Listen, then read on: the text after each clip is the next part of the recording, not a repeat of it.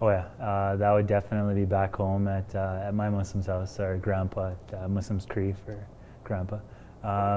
So it's also the area where he has holds his sweats, or his sweat lodge. It's on reserve back home. Back home, Hermitskin Creation.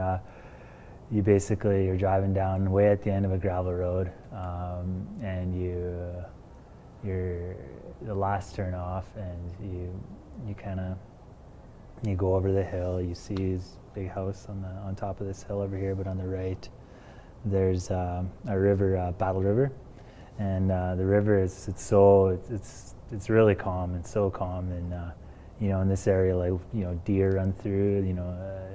Lots of deer. You can always see deer in this area, and there's a hill right here, and so you got the river, you got the hill, and then you have his area where we have his sweat lodges. So just going there, and then he always has a teepee set up there most of the time, and just sitting in, setting up a fire inside the teepee and just sitting there, and just listening to the pops in the fire, and the river in the back, and the smells, everything. It's pretty hard not to get kind of lost in your own thoughts and with nature, and like reconnecting yourself. It's hard not to. My hands upon our Mother the Earth. Whether it's in a tree that's just outside the doors, if it's just being able to touch and being connected. I mean, that's that special place. And if I look at anything that's really special about where do I feel most connected, is all of nature. Mm-hmm. And my strong belief is that we are nature. Mm-hmm. And the privilege is that it doesn't matter where I go in this, if I travel the world, I'm always home on our Mother the Earth. Mm-hmm. So that connection is always innate with me. Mm-hmm. I don't have a special place to where I go, although there are sacred sites I'll go to at times. When I want to go into ceremony or whatnot and look for those prayers and I'm asking for help, I might go there, or it's a simple thing of just maybe sitting in my backyard and just being against a tree and, okay, Creator, here's where I'm at. Mm-hmm. And just getting grounded there. Mm-hmm. And that's the area I go to. For me, I love going out to Kananaskis. And there's many places that I will go camping and just walk through all the trails up at Kananaskis. Love that. Well, there's two different places. One is a physical place, anywhere on the land. So anywhere where I could sit on the grass, where I could be in the forest, just time for myself and to connect with myself and the Creator.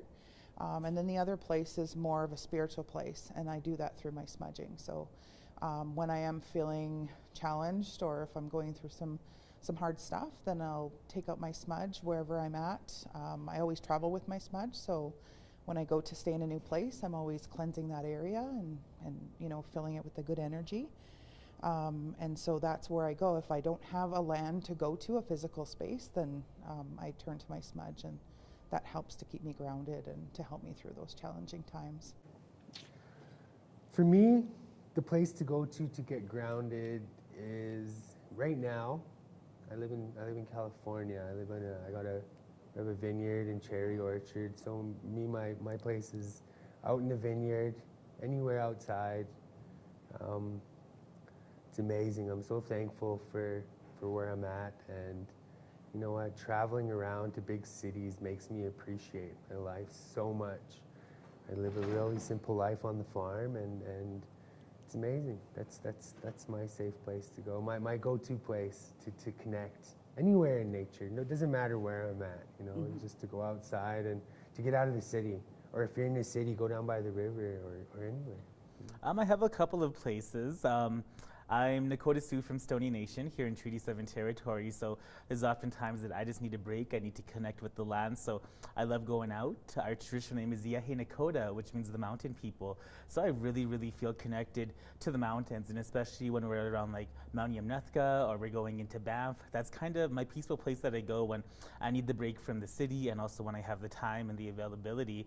But I'm also born and raised here in the northeast of Calgary, very diverse neighborhood, and my grandma and family family has been in Calgary for many years, so downtown has always had a special place in my heart. So there's times when I'm in a celebration mood, or if I just need time to think, or just want to get out, feel like I'm being cooped up in the house, I often go to Crescent Hill and look at the skyline of the city, because being here my whole life, I really got to see that skyline grow, but to also think of the ancestors who walked here before us. So the place that grounds me the most really is my traditional territory of Treaty 4 in the Qu'Appelle Valley of Cowes First Nation. To be on my ancestral lands, to be in my traditional territory is it's something that's unexplainable. I can never put it into words. I can't draw a picture about how it makes me feel, but it's something very, it's a piece of me that I know that I'm not tethered to all the time. In saying that, when I'm in the traditional territory of Treaty 7 and when I'm in my home territory of Calgary, I find I have to go out of the city to become grounded. I can't be surrounded by the hustle and bustle. One of the main places that I'll go to is Blackfoot Crossing. So where the Chief Crowfoot's grave is, it's overlooking the Siksika Nation on the Gleason side, or sorry, the Cluny side. And it's a very humbling, grounding place. I go there when I'm feeling, when I can, first off, because it's outside of the city limits.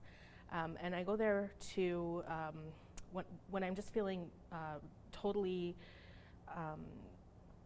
maybe I'm in a negative space, or I am completely overwhelmed, completely stressed out, whatever it is. I'll go there, and there's just to be on that piece of land where history happened, where the treaties were signed, and where Chief Crowfoot lays is something very humbling. And there's also sage that grows in abundance around his grave, which is a very unexplainable thing to see and to experience.